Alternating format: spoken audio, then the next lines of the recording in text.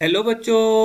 हमारा प्रश्न दिया गया है, दिए गए चित्रों के बारे में सही कथन को चुनिए। पहला चित्र दिया हुआ है, एक ही बॉन्ड है, इस पे कोई हाइड्रोजन बंध नहीं बने हुए हैं। दूसरा में देखो क्या है कि हाइड्रोजन बंध बने हुए हैं अलग अलग स्ट्रक्चर में। और तीसरा चित्र में देखो क्या है, एक पिंजरे जैसा चित्र है जहां पर हाइड्रोजन बंध कई सारे बने हुए हैं।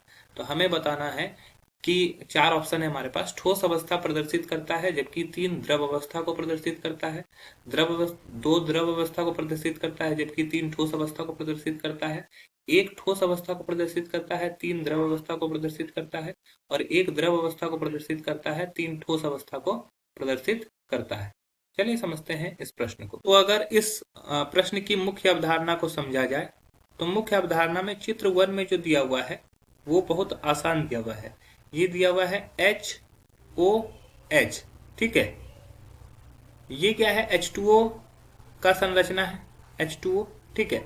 अब ये जनरली ये क्या है, H2O इस प्रकार से रहते हैं। अब दूसरा स्ट्रक्चर जो दिया हुआ है ये भी H2O का ही संरचना है, जहां पर ऑक्सीजन जो है वो हाइड्रोजन के साथ क्या है, एक पेयर बना रहा है। ये क्या कर रहा है, हाइड्रोजन बंध बना रहा है, जो कि टेट्राहेड्रल शेप का हो जा रहा है।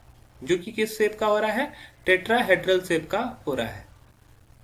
इस तरह से यहाँ से ऑक्सीजन से जा रहा है और ये इस तरह से ये टेट्राहेड्रल शेप में बना रहा है।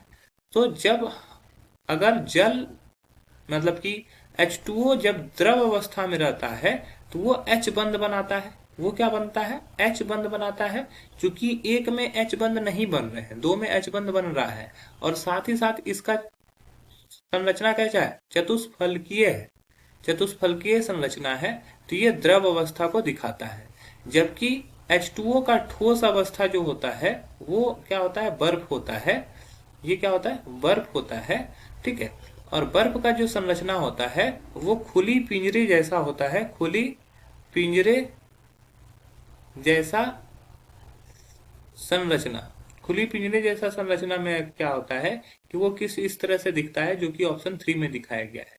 तो ऑप्शन 2 जो है वो हमारा द्रव को शो कर रहा है, और ऑप्शन 3 जो है वो हमारा ठोस को शो करता है। तो पहला ऑप्शन हम लोग देखते हैं, ठोस अवस्था को प्रदर्शित करता है दो। गलत दे दिया है पहला, क्योंकि दो जो है वो द्रव अवस्था को प्रदर्शित करता है।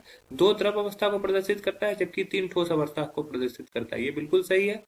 तीसरा है कि एक ठोस अवस्था को प्रदर्शित करता है, ये भी गलत हो गया। और चौथा है कि एक द्रव अवस्था को प्रदर्शित करता है, ये भी गलत हो गया। तो हमारा जो सही उत्तर होगा वो होगा ऑप्शन बी। आशा है कि यह प्रश्न आपको समझ में आया होगा। धन्यवाद।